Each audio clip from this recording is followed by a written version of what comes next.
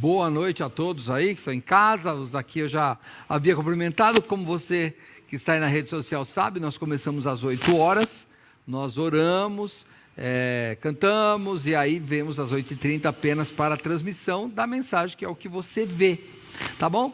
Nós já terminamos o capítulo 13 de Atos, estamos fazendo o nosso estudo sequencial e hoje vamos ao capítulo 14 do livro de Atos. Atos dos Apóstolos, capítulo 14. Vai trocar a gente? Pronto, aqui nos acertamos já. Pronto, vamos lá.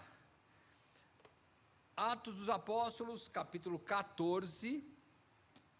Hoje nós já vamos para outra cidade na nossa jornada da primeira viagem missionária do apóstolo Paulo. Tá bom? Então hoje ele vai chegar em Icônio. Ele estava lá em Antioquia da Pisídia, né? E agora vai para Icônio. Vamos lá. Não, ele estava em Antioquia da Síria. E agora vai chegar em Icônio.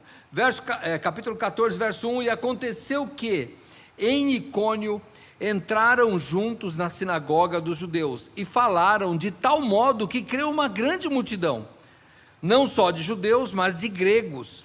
Mas os judeus incrédulos incitaram e irritaram contra os irmãos os ânimos dos gentios. Detiveram-se, pois, muito tempo falando ousadamente acerca do Senhor, o qual dava testemunho à palavra da sua graça, permitindo que por suas mãos se fizessem sinais e prodígios. E dividiu-se a multidão da cidade, e uns eram pelos judeus e outros pelos apóstolos. E havendo um motim, tanto dos judeus como dos gentios, como os seus principais, para os insultarem e apedrejarem.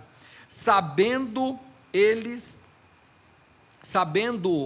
fugiram para Listra e Derbe, cidades da Licaônia, e para a província circunvizinha, e ali pregavam o evangelho. Até aqui. Senhor, muito obrigado, Pai, por esta noite. Pedimos ao Pai que o Senhor abençoe o nosso estudo. Nós queremos aprender a Tua palavra. Nós queremos, ó Pai, meditar nela. Nós queremos, Senhor Deus, aprender para praticá-la. Muito obrigado por Tuas bênçãos, oramos em nome de Jesus, amém. Hoje, irmãos, nós temos, vocês viram que o texto é bem curto, mas é porque nós temos algumas lições aqui interessantes para aprender. Eu não fiz um mapa, mas, irmãos, o apóstolo Paulo, ele está caminhando, tá? Ele sai de Antioquia da Síria, ele está caminhando, passa por Icônio, vai chegar lá em Derbe e Listra. Como que faz isso? Temos que pensar que nós estamos lá, irmãos, no século I, né? Ali, bem no começo. Tinha uma via, uma estrada, chamada Via Sebaste. Esta via, irmãos, essa estrada é uma estrada larga, e é ela que desenvolve.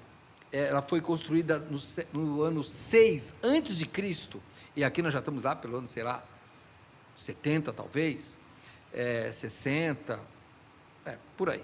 Bom, enfim, essa via é grande, é uma estrada, né, romana, e aí quando os romanos conseguem conquistar essa parte, ele está indo para a Galácia, essa parte aí toda da Licaônia é a Galácia, ele está chegando lá, e o que ele faz? Ele para aqui em Icônio, lembra, ele saiu, né? Nós vamos descobrir que daqui a pouco ele saiu fugido, nós já vimos semana passada, e ele chega em Icônio, uma cidade alta, tá? 1000 metros de altitude, uma cidade bem alta pela região lá, e lá nesta região tinha muitos judeus, então ele entra na sinagoga, porque tinha muitos judeus lá, e isso era uma cidade, ela é uma cidade econômica e politicamente muito forte, ali do Império Romano. Então ele chega nessa cidade, e você vai prestar atenção, que aqui diz que creu uma grande multidão, não só de judeus, mas de gregos, e aí temos que lembrar, que na sinagoga se frequentavam o judeu, nasceu judeu, foi criado como judeu, se converteu ao judaísmo, e é judeu. Tem os prosélitos. Os prosélitos, quem são os prosélitos? São pessoas não judias, mas que se convertem ao judaísmo. Essas pessoas se convertem e elas fazem tudo, fazem circuncisão, guardam sábado, viram judeus mesmo. Então, tem esses dois. E tem um terceiro que são os tementes a Deus. Quem são esses tementes a Deus? Eu fui pesquisar um pouco para a gente ter uma ideia do que era, né? Esses tementes a Deus são os estrangeiros residentes. Olha que interessante. Vou dar uma pesquisa para a gente aprender aqui um pouco deles. Eles eram chamados de prosélitos do portão, porque eles estavam ali no portão, não eram judeus, tá? Não eram judeus, mas eles simpatizavam com a religião judaica, eles criam no Deus de Israel, mas não se submetiam a toda aquela lei que os judeus tinham. Então, onde que se baseia essa nomenclatura aqui? Se baseia em Êxodo capítulo 20, vamos lá comigo se você puder, e se não eu vou ler aqui, tá bom? Êxodo capítulo 20, no verso 10, diz assim: mas o 7º dia é o sábado do Senhor teu Deus, não fará nenhuma obra, nem tu, nem teu filho, nem tua filha, nem teu servo, nem tua serva, nem teu animal, nem o teu estrangeiro que está dentro das tuas portas. Esses tementes a Deus, eles não ficavam dentro, eles eram de fora das portas, mas eles acreditavam, só que eles não queriam submeter. Então essas coisas, por exemplo, aqui eles continuavam fazendo a vida deles, tá? Também, se você pegar em Deuteronômio capítulo 14, eu vou ler só para você ver essa expressão de onde eles surgem. Nós vamos chegar mais longe um pouco. 14 verso 21 diz assim: não comereis nenhum animal morto, ao estrangeiro que está dentro das tuas portas os dará a comer, ou venderás ao estranho, porquanto és povo santo ao Senhor teu Deus, não cozerás o cabrito no leite da sua mãe. Isso é o que vai fazer. Então, esse portão é o limite da jurisdição judaica. Agora, irmãos, o povo de Israel, vocês sabem que até hoje o judeu se acha o povo escolhido, e realmente ele é. E como que eles interpretam nós que estamos fora? Nós somos cristãos, né? Nós cremos no Cristo judeu, não é? Então, mas como é que eles explicam o mundo? Aí eu fui pesquisar numa revista judaica. Achei os negócios aqui, irmão, que eu vou compartilhar com vocês. Olha que interessante. Eles acreditam que tem a lei de Noé. Isso era a tradição deles, não está em Bíblia nenhuma, hein? Não está na Torá, é no livro de tradução deles. O que eles acham? Eles acham, olha, eu coloquei aqui, olha, no judaísmo, e aí eles falam, nós acreditamos que quando as nações do mundo seguirem 7 preceitos básicos que Deus teria dado para Noé e para Adão, o mundo viverá melhor. Então, o que eles falam? Dá uma olhada, o que é? Primeira coisa, claro, não praticar idolatria. Então, se um povo não pratica idolatria, está, de certa forma, cumprindo a lei judaica, porque é a nossa base, né? É os 10 mandamentos, amar a Deus sobre todas as coisas. Não blasfemar contra Deus. Então, quando o mundo parar de blasfemar contra Deus, o mundo ficaria melhor. Agora o mundo está blasfemando contra Deus, está piorando, só tem guerra aí, né? Também eles acham que tem que estabelecer um tribunal. Eles dizem que o mundo gentil, que não são judeus, tem que ter um tribunal. Para o quê? Para que a pessoa não julgue a sua própria causa, para ser equilibrada. Então a justiça viria desses tribunais aí.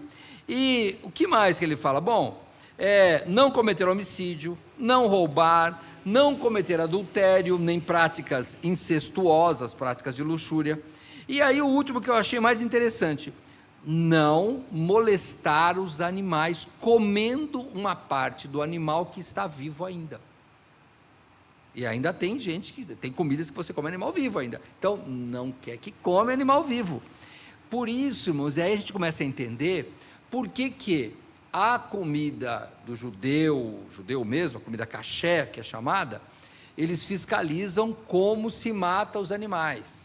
Os árabes fazem o mesmo, só que o deles chama halal, comida halal. Quando você vê o frango lá escrito halal, é o que o árabe come. E o judeu é kasher, ou kosher, né, se for mas é mais em inglês, é kasher, a gente chama aqui.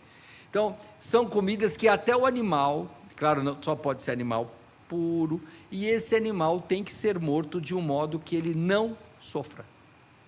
Então, tudo isso eles acham que Deus deu para Noé, e por isso que Noé sabia o que era o animal limpo, o animal puro. É a teoria deles lá, irmãos, sempre tem um sábio deles lá que escreve e acha que é isso, mas não é Bíblia. Eu só estou trazendo para os irmãos saber que esse povo aqui, isso é uma tradição muito antiga, provavelmente eles criam nisso, eles seguiam essas leis morais, mas não seguiam os rituais judaicos. Era esse povo que são chamados, muitas vezes o escritor, nós queremos que Lucas, que escreveu o livro de Atos, ele chama de gregos, porque o mundo, irmãos, era grego. Vamos lembrar, 300 anos antes, Alexandre o Grande tinha conquistado praticamente o mundo conhecido, leva o helenismo é cultura grega, para o mundo. Vem o Império Romano, que ainda adota a língua grega, o evangelho é escrito em grego, porque eles ainda adotam, eles falam latim, mas deixam o pessoal falar ainda no grego lá, e a cultura grega eles acabam assemelhando, né? Quando você pega a mitologia grega, tem muitos deuses que eram deuses lá dos gregos, e eles mudam de nome, e fica sendo o deus romano. Então, tudo isso estou falando, pastor, por que traz isso? Porque, irmãos, veja como Deus prepara as coisas no momento certo. Aquele era o momento do evangelho se expandir. A gente está vendo aí o mundo aí nessa briga aí, as potências aí, a gente reclama, fica com raiva, mas pense bem, o Senhor Deus tem um propósito, eu não sei qual, não vou dizer que esses homens são de Deus não, hein, acho que nem são, mas eu só quero dizer que Deus tem um propósito. Quando os gregos dominam, quando Alexandre o Grande domina, lá atrás, 300 anos antes, irmãos, ele leva uma cultura e ele pacifica, e tem muitas idolatrias pagãs que acabam e vai para o paganismo dele. Quando os romanos vêm, eles trazem, irmãos, desenvolvimento. Paulo está fazendo essas viagens porque tinha essa via Sebástia aqui, que era uma rodovia, irmãos, vamos lá, uma Castelo Branco, uma Raposo Tavares, sei lá o que era, uma rodovia, não era asfaltada como as nossas, mas era uma rodovia que permitia, eu tenho uma olhada nessa via Sebástia, ela tinha de 6 a 8 metros de largura, então, irmãos, dava para ir rodas, carros, carruagens, então dava para transportar muita coisa, dava para levar pessoas de um jeito mais rápido para outros lugares. Olha como Deus sabia, porque Ele é dono de tudo. Eu só quero dizer para os irmãos, Deus é dono da história, ninguém está fora da história, não se preocupa não, pastor, estou fazendo isso, não, Deus é dono da história, até das coisas que aparentemente são ruins. Quando nós voltamos para Atos capítulo 14, quando nós voltamos para lá, quer ver, olha, Atos 14, no verso 2, diz assim: mas os judeus incrédulos incitaram e irritaram contra os irmãos os ânimos dos gentios. Incrédulos do quê? Incrédulos de Deus? Não, incrédulos de Jesus o Messias. Eles não acreditavam em Jesus o Messias. E o que eles fazem?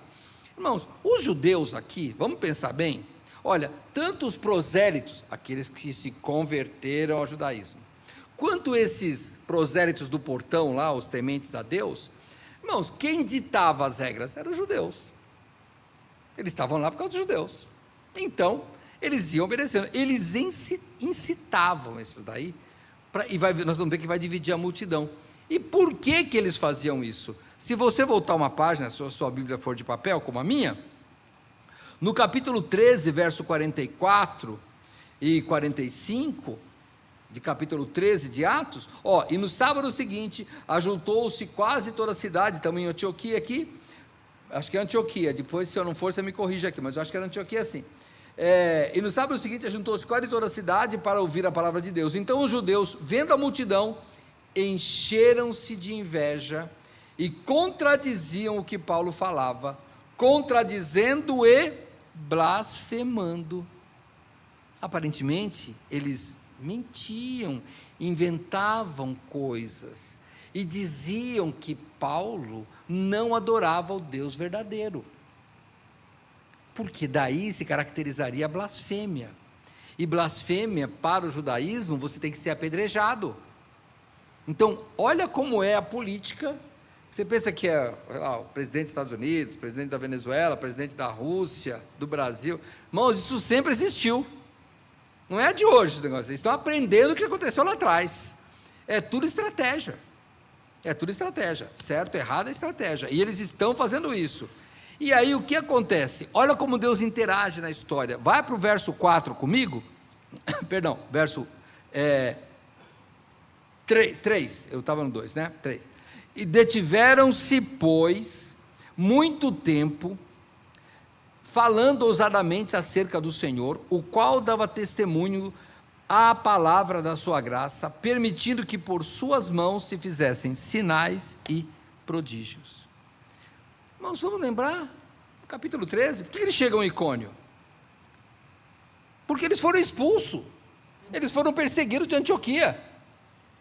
Dá uma olhada, olha, capítulo 13, verso 50, mas os judeus incitaram algumas mulheres religiosas e honestas, e os principais da cidade, e levantaram perseguição contra Paulo e Barnabé, e os lançaram fora de seus termos. Termos é limite, lançaram para fora da cidade. Então eles tinham já saído de lá, expulsos, estavam em outra cidade. Eles vão para uma outra cidade, vão para Icônio. E o que Deus faz para intervir? O pastor Neil, ele sempre fala, quem precisa de milagre é porque está no deserto. E sempre que nós precisamos de um milagre, é porque a situação está difícil. Ali a multidão se divide. Nós vamos ver que eles pensam em apedrejar o apóstolo Paulo, né? É isso que o que ele tenta, nós vamos ver isso no verso 5. O que Deus faz? A Bíblia diz que Deus intervém, dando testemunho de Cristo, através de sinais e maravilhas, que era um povo que entendia essa língua, sinais e maravilhas. Então, Deus faz algo que a religião não explicava. Vamos ver, olha, siga comigo o pensamento. Jesus vem, religião judaica, não pode fazer nada no sábado. A gente vai, mas Jesus, dia de cura era dia de sábado. E tanto é que quando ele cura o cego, ele diz, esse homem não é de Deus. Como é que cura de sábado? Lembra da história? Então não, ele cura de sábado. Jesus faz esse milagre, porque Jesus quer, e o Senhor Deus, né, fala, olha, o sábado foi feito por causa do homem, não o homem por causa do sábado. E aqui do mesmo jeito, o Messias chegou, era isso que eles estavam falando, o Messias chegou, Jesus Cristo, a política que veio está debaixo da ordem do Senhor, e ele vai fazer milagre mesmo. Ele tinha feito com Pedro. Lembra como é que começa lá o capítulo 3 de Atos? Quando Pedro cura aquele homem, aquele coxo, ele fala, olha, eu não tenho prata nem ouro, lembra? Mas em nome de Jesus Cristo eu te digo, levanta. E aí o que acontece? Quer ver? Olha, eu anotei o versículo aqui só para dizer a consequência, hein? Capítulo 3, verso 10. E conheciam-no, o aleijado, né? Pois era ele que se assentava a pedir esmola à porta formosa do templo, e ficaram cheios de pasmo e de assombro pelo que acontecera. Quando nós vamos para Atos capítulo 5, a igreja se organizando ali, vem o que? Ananias e Safira tentam mentir contra o Espírito Santo, morrem. Qual a consequência disso? Capítulo 5, verso 12. E muitos sinais e prodígios eram feitos entre o povo pela mão dos apóstolos, e estavam todos unanimemente no alpendre de Salomão. Quando via sinais e prodígios, era aquela história, lembra do cego de nascença lá? esse homem não é de Deus que cura no sábado. Os judeus falam para ele. E o que ele diz? Se ele é de Deus, eu não sei. Eu sei que eu era cego, agora eu enxergo, é só isso que eu sei.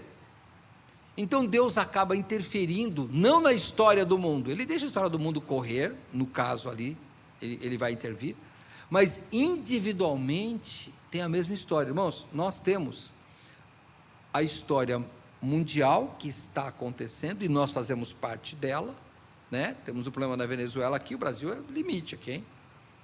Só que você tem, e eu tenho, a história individual. Nós temos a nossa história. E o Senhor Deus está coordenando toda ela. A nossa história individual e aquela história também. Porque Ele coordena o mundo inteiro. É só para os irmãos saberem disso. Só que, vem Estevão, né? Quando Estevão também ele faz, lá o que a Bíblia diz, que ele fazia prodígios e grandes sinais entre o povo. Ele chega a ser apedrejado por isso. Olha aí. O que Deus permitiu? Porque daí vem uma grande perseguição e o povo sai para pregar o Evangelho. Veja, hoje nós temos que pensar que o lugar icônio, os prodígios, o Império Romano, a cultura grega, nada escapou aos olhos do Senhor. Assim como hoje, irmãos, nada escapa aos olhos do Senhor, continua sendo. Jesus é o mesmo ontem, hoje e eternamente. Ele continua na mesma história, ele sabe o que está acontecendo. Ele sabe da doença, ele sabe que você está doente, conhece teu médico também. Ele sabe de toda a história. Ele é onipresente, ele está em todo lugar. Ele é onisciente, ele sabe de tudo. Nós temos que tomar cuidado quando nós até comentamos de forma, às vezes, indignada a história. Eu sei que nós temos que ter indignação mesmo. Mas, irmãos, o nosso objetivo é pregar o Evangelho, e Deus vai aproveitar isso. Ele vai aproveitar isso. Nós vamos ver aqui a saída deles. Volta para Atos capítulo 14, né? Se estivesse no 13 é fácil, aqui ó. No verso 4, diz o quê? E dividiu-se a multidão da cidade, e uns eram pelos judeus, e outros pelos apóstolos. Dividiu a cidade. Eu vou até já ler o 5. E havendo um motim, vamos chamar hoje um protesto, né, como a gente vê hoje aí, um protesto, tanto dos judeus como dos gentios, como os seus principais, para os insultarem e apedrejarem, está vendo? Quem que estava incitando? Os judeus, porque apedrejamento não era uma pena de morte dos gentios, era a pena de morte dos judeus. Então quem estava incitando? Os judeus. E o que eles fazem? Eles conseguem dividir a multidão. E eu tenho que voltar, hoje eu vou voltar bastante na história, irmãos, para vocês pensarem comigo. Olha como aconteceu. Independentemente, olha, não é juízo de valor aqui, é só o fato. Vem o pessoal lá de Gaza, invade lá no 7 de outubro, leva os reféns, Israel vai, não importa se usou força, não importa, o que importa é que dividiu o mundo. Tem um pessoal protestando a favor do pessoal que fez isso, e tem o pessoal protestando a favor de Israel. O mundo divide. É como o nosso país. Esse ano agora é um ano de divisão. Vai ter o pessoal que se diz direita e esquerda, que eu nem acredito muito nisso, não é? Tudo interesse, o dinheiro está num bolso de um, no bolso de outro, nós estamos pagando sempre do outro lado, mas tudo bem, deixa isso para lá, não quero brigar com ninguém, mas só que pense nisso, a divisão, ela fortalece aquele que divide, não fortalece o dividido, viu? Não fortalece. Vamos lá, não vou falar de política, vou falar de futebol. Chega nos times lá, a torcida se mata, literalmente, né? Dá tiro, quebra o ônibus, não é? Atira a garrafa, olha quantas pessoas não morreram do futebol, não é? E os jogadores pegaram e trocaram a camisa e do time rival, pagou bem, ele vai para lá. Então, eles é que dividiram. Quem divide é que ganha. Quem é dividido é que apanha. Então, é melhor você ganhar do que apanhar, não seja dividido, mas não divida também. Porque nós temos uma ideia, que é a ideia de pregar o Evangelho, foi isso que Paulo fez, e aqui quando ele divide, e Lucas, o escritor, você vai notar aqui, qual a divisão que ele faz do verso 4? Dividisse a multidão da cidade, uns eram pelos judeus e outros pelos apóstolos. Irmãos, olha, apóstolo aqui, a palavra apóstolo, quer dizer enviado. Só isso. Não eram os 12 discípulos que Jesus chamou de apóstolo. Porque se você for lá, que nós já vimos no capítulo anterior, no capítulo 13, vai comigo lá no capítulo 13, verso 2, e servindo eles ao Senhor, capítulo 13, 2, tá? E servindo eles, tinham os homens lá que eram os profetas lá, e servindo eles ao Senhor e jejuando, disse o Espírito Santo: apartai-me a Barnabé e a Saulo para a obra que eu os tenho chamado. Eles são enviados. Nesse sentido, eles são apóstolos. Mas quando você vai lá em Atos capítulo 1, eu não vou lá agora, que o tempo já foi até, para ser apóstolo no sentido dos 12, Judas cometeu suicídio, e daí eles chamam um outro para pegar aquele lugar dos 12, lembra? Então, apóstolo é enviado também, tá? Então, é só porque essa palavra aqui, eu não acredito que aqui ele esteja falando, são apóstolos como os 12, não, são só enviados, tá? Mas o tempo já foi, eu vou lá para dizer qual a saída do apóstolo. Irmãos, é interessante, que é o que Deus fala no seu coração. O apóstolo Paulo tinha que pregar o evangelho. Ele tinha chamado para ir aos gentios, lembra que Deus chamou lá no capítulo 9, e o que eles fazem?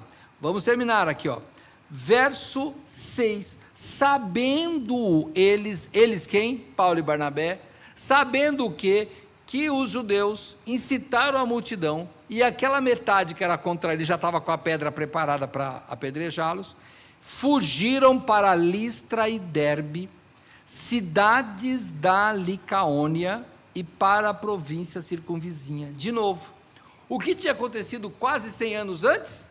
Deus tinha preparado a via Sebaste, onde eles podiam fugir. Irmãos, Derbe aqui, aliás, Listra, que é a primeira, ela está a mais ou menos 30 quilômetros de Icônio. Irmãos, 30 quilômetros não é hoje, hein? Pensa, 30 quilômetros a pé. 30 quilômetros lá no burro, sabe, não é assim que eu vou até ali e volto já, não, irmãos, é longe. Então eles conseguem fugir, porque tinha uma via muito movimentada, e eles continuam saindo. O que eles fazem aqui? Eles não confrontam, Por que eles não ficaram aí e lutaram? Porque provavelmente, irmãos, aí é o que tudo indica, eles julgaram que seria um trabalho infrutífero e arriscado naquele momento. Depois eles vão voltar, mas naquele momento eles já tinha metade, vamos olhar, metade queria apedrejar, mas metade acreditou. Agora deixa lá, deixa eles. E Paulo vai para outro lugar estratégico. E aqui, irmãos, nós estamos falando, você viu, eu já lhe falei que Icônio é uma igreja lá, depois tem uma cadeia de montanhas chamada Montanha do Touro. Então, não era assim uma via reta, até era uma estrada, mas tinha um monte de montanha, tá bom? Então eles conseguem sair da cidade e continuar o quê? No último versículo, e ali pregaram o evangelho. Esse era o objetivo. Deus chamou para os gentios, ali eles pregam o evangelho. Olha que bom. Nós temos que pensar nisso. E agora, eu vou voltar, eu falei que íamos falar de história hoje, de Deus intervindo na história. Irmãos, aproveite o momento do mundo para pregar o evangelho. Estamos no Brasil, no mês do Janeiro Branco, um monte de cor, né? Irmãos, o Brasil, ele é um dos países mais depressivos do mundo, não é da América Latina, do mundo. O Brasil é um dos países que tem, fizeram uma pesquisa, 52% dos entrevistados falaram que o maior problema do Brasil é a doença mental. Nós estamos nos lugares aqui do mundo mais estressados que existe no planeta. Somos nós aqui. Ah, pastor, vou mudar de país. Não, irmão, vai pregar evangelho. Esse povo precisa de evangelho. Tem as doenças, eu não estou dizendo que não tem doença, hein? Tem que ter. Mas digo, aproveite para você levar uma coisa que o depressivo ele não tem, ou ele tem pouco, que é a esperança. Irmãos, nós podemos levar esperança para esse povo.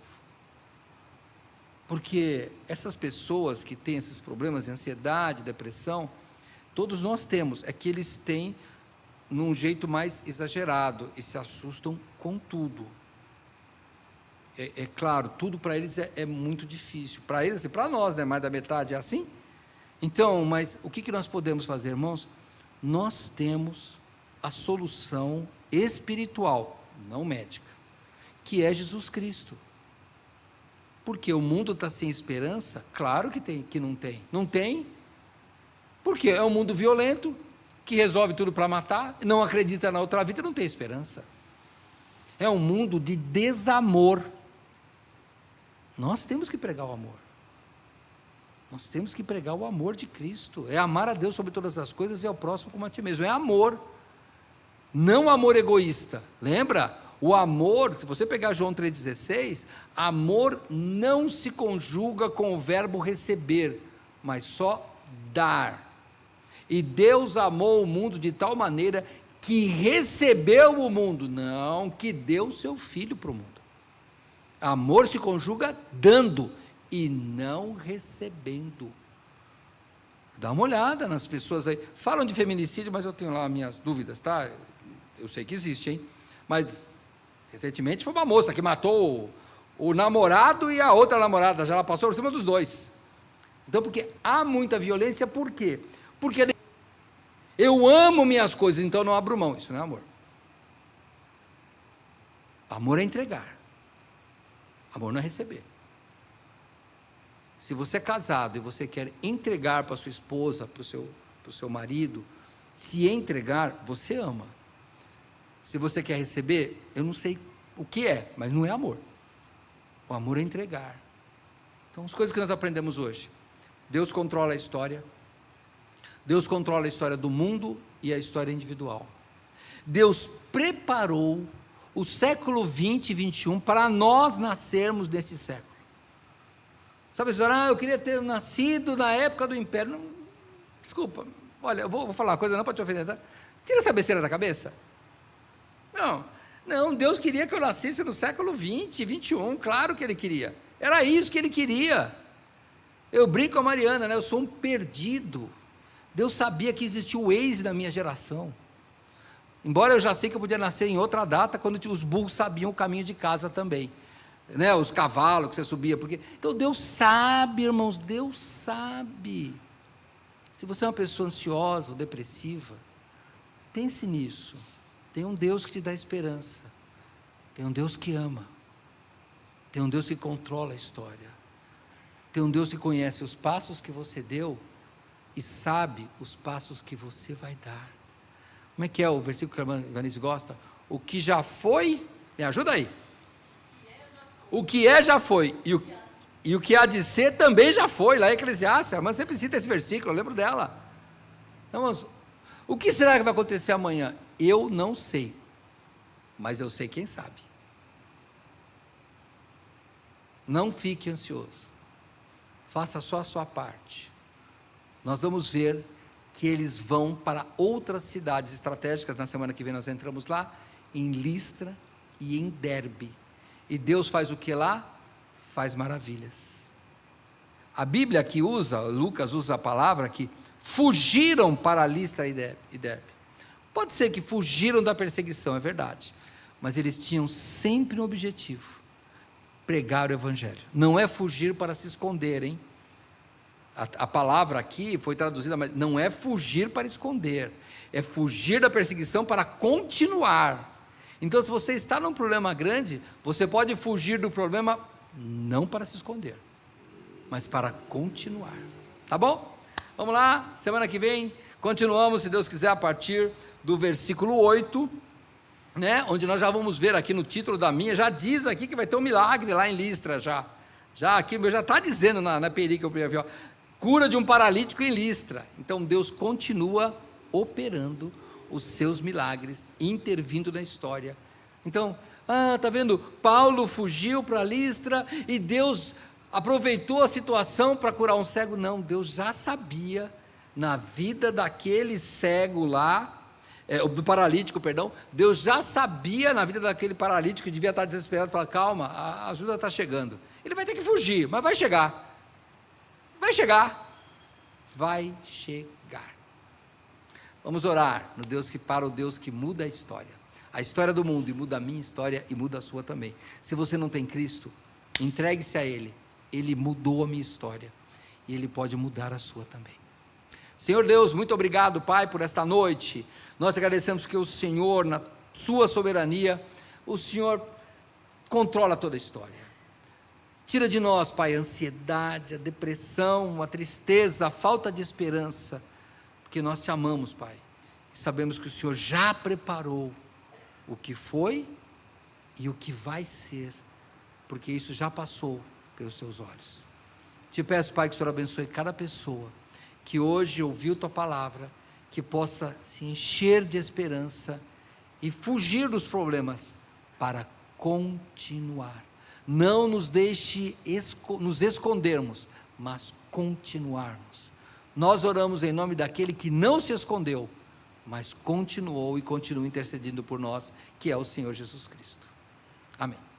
Vamos lá, encerrando a transmissão, antes só avisando que você que é membro de Vila São José, embora todos são convidados, sábado às 19 horas nós temos ceia, domingo 9 horas da manhã nosso culto normal, dominical, sem divisão de salas, mas temos culto, e no domingo à noite também às 18h30, tá bom? Deus abençoe, boa noite a todos, você da transmissão aí, até mais, que Deus te abençoe.